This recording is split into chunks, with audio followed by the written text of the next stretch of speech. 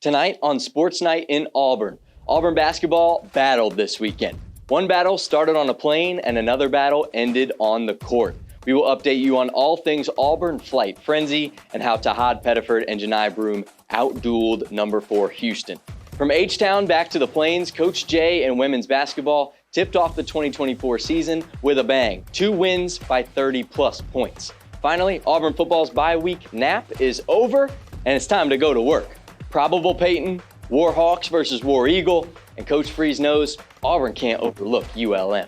Plenty of action here, plenty more to come. This is Sports Night in Auburn. Auburn, Alabama, the best atmosphere in all of college sports. He drives and slips. Welcome to Sports Night in Auburn. Gone deep to the left. Welcome to Sports Night in Auburn. Sideline. Going to the end zone. Welcome to Sports Night in Auburn. And welcome back to Sports Night in Auburn. In sports, most of the time a bye week is a great thing. You get a break, you get to rest and recover. While that may have been the case for Auburn football, Auburn basketball had us refreshing our feeds every 5 seconds this weekend. It's great to be back. I'm Vince Wolfram. Welcome to Sports Night in Auburn. On Friday afternoon, Auburn basketball boarded its private flight to Houston ahead of its matchup against the 4th-ranked Houston Cougars on Saturday. About 45 minutes en route, the flight was reportedly turned around after an altercation between the players on board. The situation was described as, quote, a scuffle, horseplay between players that could have been escalated into a fight. The pilot of the plane made a call to air traffic control requesting an emergency return to Auburn and also mentioned that there was blood on the plane, that nurses were on board, and that there would be police on the ground upon landing. It was later released that the 2 players involved were freshman Ja'Kai Howard and senior transfer Jaheim Hudson. Both players did not travel with the team on its second flight to Houston and did not play in the game on Saturday. The team, minus Howard and Hudson, arrived in Houston late on Friday night. With Friday's scene being as mad as it was, Bruce Pearl and company still had a game to play, and it was a huge one. Number 11 Auburn against number 4 Houston. Last season, Houston was a number 1 seed in the Big Dance, and this year returned 4 of its 5 starters from a year ago. The last time these 2 programs played was 2 years ago in the tournament when Houston knocked out Auburn in the round of 32. To H-Town we go, 2,500 Auburn fans in the building to watch Bruce and the gang in this one, and it had March Madness written all over it, from start to finish. And if we could name the first half, I would name it Chaney Johnson. He put his stamps all over the first 20 minutes with 9 points and 3 rebounds. He was barbecue chicken from the mid-range, per usual, a guy to count on. Tigers down 5 at halftime, no. First 5 minutes of half number 2, all Houston. They got up to a 9-point lead, but that did not stop Auburn. Joleigh Broome found the switch on the wall and turned it up. Joleigh had 16 points and 6 rebounds in the second half. Add in a phenomenal outing from 5-star freshman Tahad Pettiford, who put the entire country on notice. The lefty was 5 of 8 from three-point land and led the team in scoring. Just dynamite. Game-clinching free throws at the end of the game sealed it. Auburn 74, Houston 69. This win marked the first regular season non-conference win against a top 5 team in Auburn program history. Joleigh Broome's big game against Houston and earlier in the week against Vermont earned him some accolades. He got tabbed the SEC Player of the Week last week, as he is averaging 16 points, 8 rebounds, and 3.5 blocks per game so far. With his 20 points against Houston, Broome has now scored in double digits in 28 straight games. Awfully dominant play from big number 4. They say a witness to history is the keeper of truth. And my friend Micah Farmer, who was in Houston for the game on Saturday, joins me with all the answers in the studio today. Tigers-Cougars was a battle of the jungle animals, Micah. The defense was so good from both teams in this game. Generating offense, it was like trying to wring out water out of a dry towel. But Auburn capitalized in the end. Micah, what did you see from Auburn that stood out to you? Well, just the tenacity of this Tigers team. There were multiple times where it felt like Houston was trying to deliver a death blow, and this Houston team is always going to be right after you on the defensive side. Kelvin Sampson always has them ready to go, but just as the game wore on, Auburn hung around, was able to hang around at the start of that second half, like you mentioned, when Houston got off to a good start, and then the last probably 12 to 15 minutes of this game, just the pick and roll action between Tahad Pettiford and Joleigh Broome took over. Houston just was unable to hang anymore, and Auburn's physicality through this entire game, even at the start with Chaney Johnson, all the physical play from this Tigers team was, I think, really what made the difference. Yeah, and a big part of that Auburn offense was that name you mentioned, Tahad Pettiford. He didn't have a great offensive game in the first outing this season versus Vermont, but against Houston, we saw a whole nother beast. 5 threes from the 5-star. How does his role make Auburn better? Well, is this not just the perfect Bruce Pearl guard into Todd Pettiford? Tenacious defense, high motor, super high energy, and can drill the big shots. This is his first big environment on the road, and like you said, really answered the call. I loved his defense early in this game, was all over the place, and then once he kind of got a little bit more under control, started playing within himself, the shots started falling, and even contested shots. It was just a great game from the true freshman. I was very impressed. All around great play from Agent Zero. Micah, you're going to be back with us at the end of the show to talk some football. Appreciate your basketball knowledge here on Sports Night at Auburn. Auburn's win boosted the team in many more ways than one, with a big one being in the polls. Auburn was ranked number 11 last week, but after wins over 2 NCAA tournament teams, the Tigers are now sitting at number 5 in the Associated Press poll and are ranked number 1 in the KenPom statistic-based rankings. Big jumps in the national eyes for Auburn hoops. The team has every reason to feel great about their play so far. Little do they know, though, number 5 ain't all that when Eagle Eye has number 1. Who is it? Brett Fouts. And he's coming up next with the Fouts forecast and game day weather for this weekend. We'll be right back.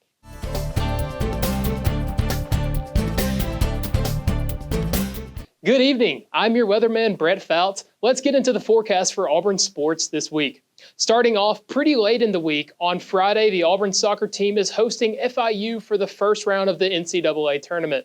The high for that day is 66 degrees, and the low is about 44 degrees, and the day will feature minimal cloud coverage and winds as it will be a beautiful fall day. Kickoff is at 6 o'clock, so temperatures will be a little bit cooler than that, 66-degree high, more than likely somewhere in the low 50s for kickoff, and it might get cooler as the game goes on. We are expecting rain on Thursday, so while there's no chance of getting wet in the stands, conditions down on the field might be a little bit slippier than normal for those players. Moving on now to Saturday, the Tigers are back in Jordan-Hare Stadium to take on the Warhawks of Louisiana Monroe at 11:45. The high for Saturday is 69 degrees. Nice fall weather for the last non-conference game of the year. With a morning kickoff, expect that high temperature to be hitting right around halftime of this game. Yet again, the chances of rain, cloud coverage, and wind are minimal, making Saturday a great game for tailgating and cheering on your Tigers.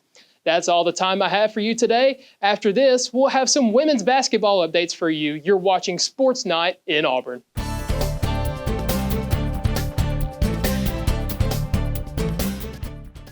Men's hoops, they got off to a fiery start, but let's not forget about women's hoops. Coach Johnny Harris and her team are on a roll to start the season, and my people, Cohen, Dalzell, and Valerie Heffernan, are here to fill us in on all things Coach J and AU women's basketball. Cohen, let's go, man. It's basketball season all around. Thanks, Vince. Auburn women's hoops continued their non-conference schedule last Friday night with a matchup between the Tigers and Virginia University Lynchburg.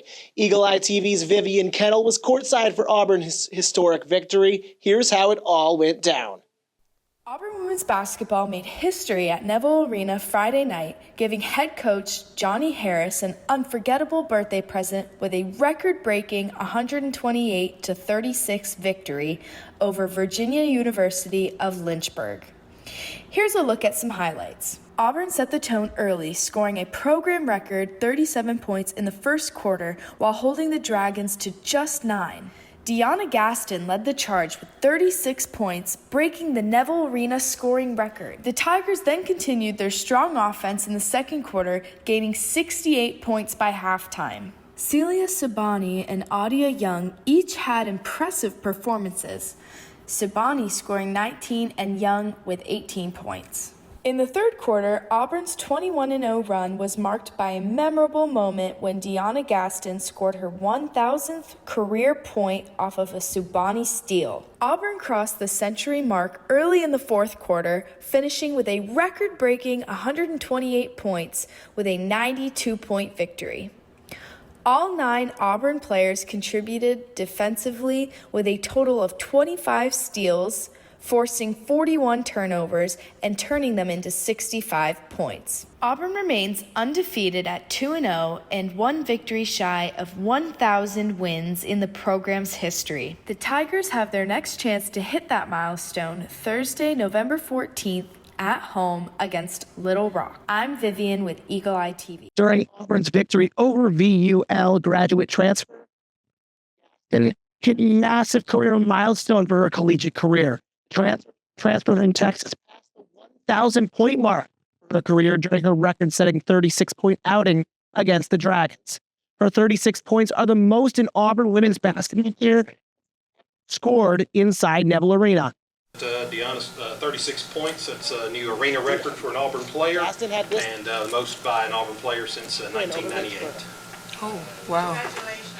Wow, thank you. I didn't know that. It was pretty fun. I mean,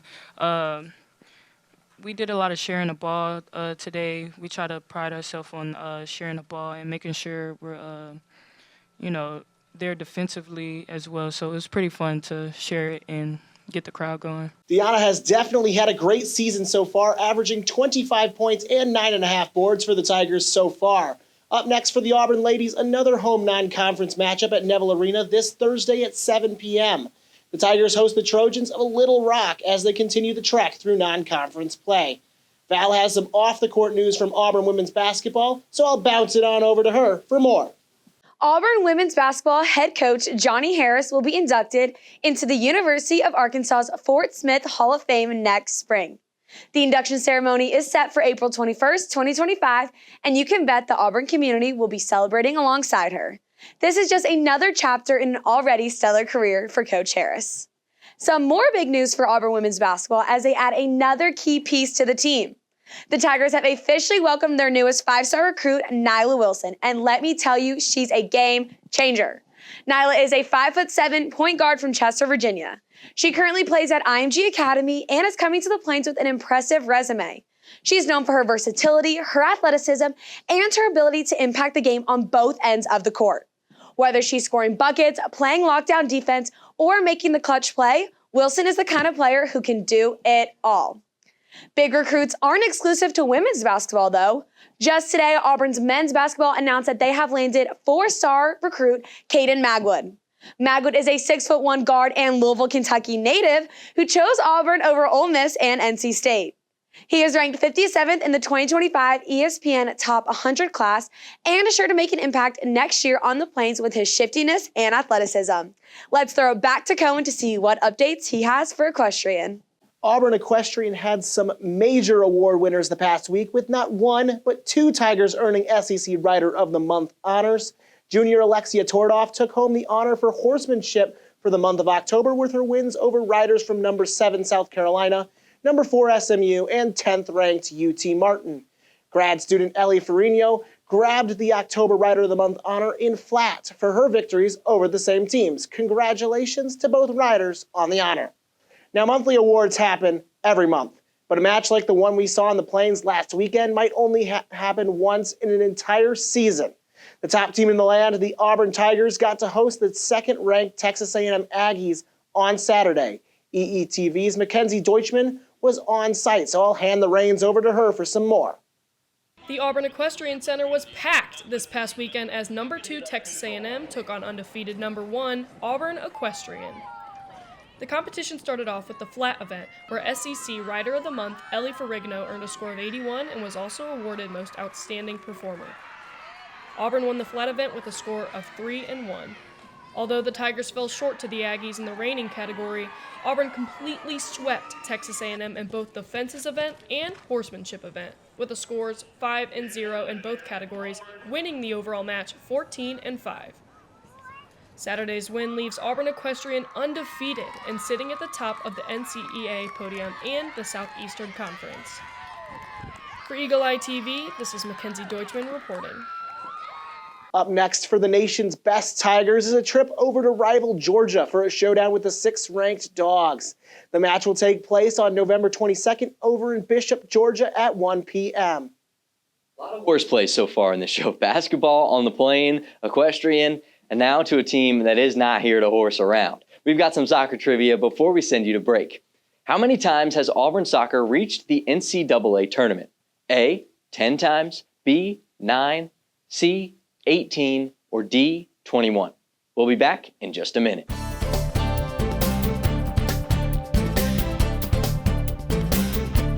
Welcome back to Sports Night in Auburn. We've got the answer to the trivia question we left you with before the break. How many times has Auburn soccer reached the NCAA tournament? The answer is C, 18 times. One of those years includes 2024. This weekend, the Tigers learned that they will be dancing again this season. The 12-3-4 record has put them in a great spot heading into tournament time to compete for the national championship.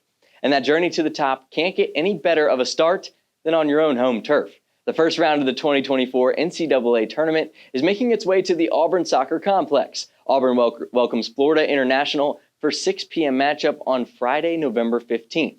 The big dance is on the plains from the pitch to the court. For some Auburn volleyball, Cohen, you've got more. After opening up the season 14-2, Auburn women's volleyball has lost 7 straight in SEC play, the most recent coming against the Florida Gators down in Gainesville last Friday. The Tigers lost in straight sets for the second time this season, with the only other time coming in mid-September in a loss against Minnesota. No Auburn hitters managed double-digit kills as the Tigers only hit 130 in the loss. Madison Shear led the team with 9 kills and Belle Zimmerman added 8 herself. Florida's Kennedy Martin led the Gators with 20 kills as Florida brought the boom, hitting for 427 for the match and decimating Auburn 3-0. Up next for Auburn volleyball is their biggest matchup of the season. New to the SEC this season is volleyball powerhouse Texas, who won the national championship last year and is ranked 14th in the nation this season. They traveled to Neville Arena this Friday, November 15th at 6:30 p.m. The Tigers will get their chance to turn the season around against a difficult opponent. Now to Val with some news from the Diamond. What a week it's been for baseball. The World Series did not disappoint with an intense showdown between the orange and blue teams. The Orange took the series in an impressive fashion, winning 2 out of the 3 games. They kicked things off strong on Wednesday night with a 7-6 win over the blue team. On Friday, the Orange team dominated the blue team again, keeping them from scoring the entire game. The Orange won 6-0 and secured the series win. However, the blue team fought back on Saturday for a win over the Orange team, scoring 7-3. Stay tuned for the Tigers' return in February, where they'll be at the Globe Life Field in Arlington, Texas, home of the Texas Rangers, to take on the Ohio State Buckeyes at 3:30 p.m. That's all I have for baseball news. Let's swing it over to the other diamond and get some softball updates from Cohen. Auburn softball finished their fall season up this past weekend with a doubleheader on Saturday. The Tigers took on both the Florida State Seminoles and Team Canada down in Tallahassee. The Tigers lost Game 1 of the doubleheader to the Seminoles 16-8. 4 of FSU's runs came in the 7th inning, which added some insurance to take down Auburn. Auburn were also defeated by Team Canada in a close 3-2 game. The Tigers are off until the spring season starts back up in February, where they'll play in the Shriners Children's Clearwater Invitational from the 13th to the 16th. Now to the court for some tennis. It was another big weekend for Auburn women's tennis as the Tigers made their presence known at the ITA Sectional Championships. Ava Hrastar and Ava Esposito showed fight and resilience throughout the tournament, with both athletes turning in strong performances. Let's start with Ava Esposito, who got off to a hot start on Thursday. After dropping her first set to Georgia's Hayden Mulberry, she fought back to win in 3 sets, 4-6, 6-4, and 6-2. Unfortunately, her run came to an end later that evening when she fell to Emma Keddy of Ole Miss in a hard-fought match. As for Ava Hrastar, she faced a tough loss in her opening match, but bounced back in a big way in the consolation bracket. She put together an impressive run, defeating Elizabeth Pendergast of Xavier and Zoe Hammond of Kentucky in straight sets. She kept the momentum going with a 7-6, 6-0 victory over Zeynep Erman in the semifinals. Though she reached the consolation finals, she unfortunately had to withdraw via walkover. Some of the other Tigers were also playing at the same time in Lincoln, Nebraska in the ITF 15K Lincoln from Monday, November 4th to Sunday, November 11th. Angela Okwati and Myrna Rayfat both finished as finalists. Congratulations to them. Another well-deserved congratulation goes to Auburn women's tennis alum Ariana Arsenal for her doubles finalist finish in the Dow Tennis Classic. Up next for the Tigers, they will be competing in the NCAA singles and doubles championships in Waco, Texas from Tuesday the 19th to Sunday the 24th. DJ Bennett, Angela Okatoi, and Myrna Rayfat will be competing as singles, while Bennett and Ava Hrastar will be competing as doubles. Good luck to those Tigers. Now to Cohen for some men's tennis. Two Auburn men competed at the ITA sectionals in Tallahassee this past week, with Billy Blades and Alex Frusina making the trip down to Florida. Both made it to the round of 32 before falling in that same round. Blades lost in 3 sets to Nate Bonetto of Georgia Tech, while Frusina went down in 2 to Julian Penzolin of LSU. Upcoming for men's tennis is the NCAA Singles and Doubles Championships in Waco, Texas, where Billy Blades and Will Mullen will compete for the doubles title from November 19th to 24th. Number 4 track and field and number 8 cross country are prepping for the big dance just like soccer. The Tigers are racing to Tallahassee, Florida on Friday, November 15th to compete at the NCAA South Regional event. Should be a good one. The Tigers have been running games so far, so I hope that they can keep it up. We're ending the show today with football, all football. Before the break, let's talk some gridiron glory here. Which Auburn running back ran for over 10,000 yards in high school before arriving at Auburn? A. Cadillac Williams, B. Jarquez Hunter, C. Tank Bigsby, or D. Alvin Henderson? We'll have the answer when we come back.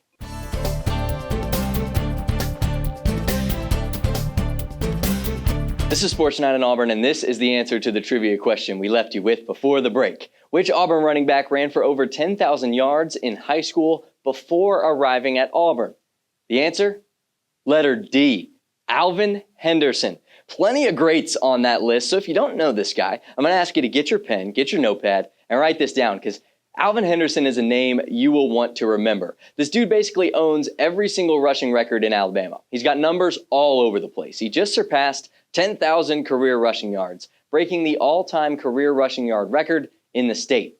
He has the, here we go, most consecutive 100-yard games, rushing yards in a season, consecutive 300-yard games, touchdowns in a game, touchdowns in consecutive games, total touchdowns in a season, points scored in a game, points scored in a season, points in a career, and yards in the playoffs. You get the gist. A lot of awards for Auburn football Tigers, one of which was Auburn offensive coordinator and running backs coach Derek Nix. He achieved big name status as he was inducted into the Mississippi Sports Hall of Fame. He was a legend at Southern Miss playing running back. As a senior in 2002, he ran for 1,194 yards and 11 touchdowns, making him the only player in Conference USA history to rush for 1,000 yards in just 3 seasons.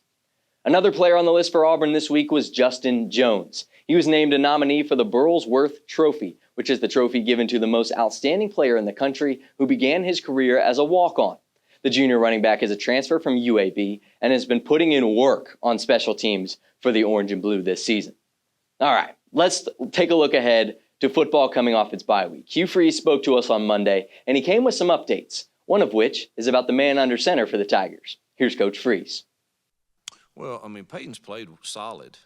Now he was not able to practice last week with the shoulder, and we'll see how this week goes with that and with the others getting the reps and kind of go from there. But when I say that, it's certainly not an indication that I don't think he has played pretty solid here as of late. So, but you start kind of thinking big picture, and that's not always the easiest thing to do because you love your players and you want what's best for all of them. That gives us the best chance to win the remaining 3 games. And obviously we'll start seeing how the health is first and foremost. Peyton Thorne nursing a shoulder injury puts a big, bold question mark at the quarterback position. Now, Thorne, he is a senior. He's got underclassmen backing him on the depth chart. And our midfield manager, Micah, is back with us now. Micah, quarterbacks, Auburn, thoughts. What do we got? Well, I know a lot of people have the thought that Walker White should be stuck out there for the rest of the season. That'd be big. I can understand why, because he would retain the red shirt. He would still keep that year of eligibility with only 3 games left on the schedule because, hate to break it to y'all, Auburn's not making a bowl game. But Peyton Thorne, I still think, is who I would stick out there purely because even though you can get valuable experience from White over those last 3 games, who's to say with the athleticism of the edge rushers for A&M and Alabama, he doesn't get hurt in one of those games, and that's not something you want to happen, especially when this is a guy that is supposed to be the future of your program right now. So even though it's not the fun thing to do, not the exciting thing to do, I think you just rock out with Thorne for the end of the season. Rock out with the senior. I like it. Quarterbacks aside now. Auburn has a game to play this week. Louisiana Monroe, 11:45 in Jordan-Hare Stadium. The Warhawks 3-3 in their conference, coming in with a 5-4 overall record. Who are some players to keep an eye out for on ULM this week? Well, the biggest one is running back Ahmad Hardy. This is one of the best running backs in the group of 5, has over 900 yards right now. Very solid vision, very solid ability to cut laterally and move up the field. You're really going to have to tackle this guy at the first chance because it feels like he gets more powerful the more tackles he breaks, so you're going to want to get him stopped early. Second is quarterback Aiden Armenta, and that might not be the quarterback a lot of you were expecting because I know a lot of people know that General Booty is at ULM right now, but ironically played exactly like his name and got benched. So did throw a pick versus Troy, has not seen the field since then, and it is going to be Armenta from here on out. Really is only good throwing outside the numbers, struggles massively outside of that. So if you can really get him shut down, you're going to make ULM one-dimensional. Then finally, DB Wydett Williams Jr. is a very good player, has 3 picks on the year, leads ULM in tackles with 74, which as a DB is an absurd stat line. Think kind of like what you saw from Billy Bowman of Oklahoma earlier in the year. Similar style of player, going to be all over the field, can clog up the rush lanes, and also gets you in trouble through the passing game. So if you're Peyton Thorne, I think you just avoid whatever part of the field he's at. A lot of insights there for the few Auburn fans that will watch this weekend. And we're going to jump now from college to the pros. Let's check out some Auburn in the pros action. We're going to start in New York with the Jets. We got Jamian Sherwood, the Jets linebacker, former Auburn linebacker. Although they lost to the Cardinals 31-6, and our producer is upset about it, he had a pretty good game. Yeah, he did. And what jumps out immediately is 17 total tackles. Video game like that. I know. Neither you or I could get that on Madden for sure, but Jamian Sherwood did it in real life. Yeah, I'm not good with the sticks. Not good I'm not with the either. sticks. I'm not either. That's why we're doing this streaming or making money off video games. So Exactly. Jamian Sherwood, incredible game, 17 tackles, leads the Jets in tackles this season, and performances like this are a big reason why. Exactly. And another performance that jumped off the charts to me was an old Auburn guy, Bo Nix, behind the center in Denver. He had a great game in a tough loss to the Chiefs, 16-14. You know, brutal, typical Chiefs fashion. They come in at the last second and win the game. But 73.3% completion rate. That's impressive. Yeah, when Bo Nix is on, he's completing his passes at a high rate, and he's throwing the ball accurately. And that's what you saw from him in this one.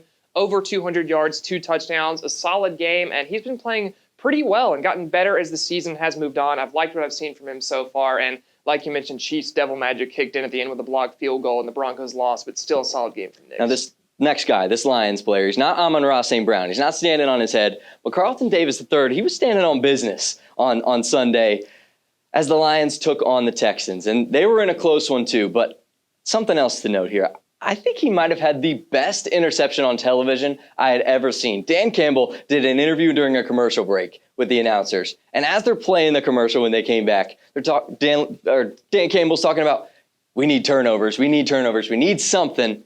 And he spoke it into existence, Micah. Yeah, as the interview's happening, you're watching Dan Campbell. He's on the sidelines like, well, you know, we're really struggling the first half. We're going to need some turnovers. We're going to need some takeaways. And then Carlton Davis catches it almost right after he says the word takeaways. I love Chris Collinsworth's reaction to it in the booth. He's like, I don't know that I've ever seen that happen before. And I hadn't either. It was a great moment. 2 interceptions for Davis in this one, not just the one. And for a Lions secondary that's forced a lot of turnovers this year, he's been a big reason why. And they got the big win over Houston Texans. That was a good one. Now to a not-so-good one, the Titans. We're going to look at Roger McCreary here, playing corner in Tennessee. They lost to the Chargers 27-17, but McCreary had a good game. Yeah, did play solid, had 3 tackles on the game, pass deflection, had a big play that was called back because it was ruled incomplete on the game. But how about my Chargers picking up the win here? Yeah, I had to back my team here. McCreary has been very solid for the Titans. This is a guy that when he was coming out into the draft, a scouting eval was he's going to really need to develop if you're going to see consistent contribution from him. And to his credit, he has. He's been a solid player for the Titans over the last 2 years, and hopefully he can keep it up. Now we're going to look at Dallas defensive end Carl Lawson, who they lost to my Eagles. So the Cowboys go down 34-6. But once again, another Auburn guy that performed on Sunday.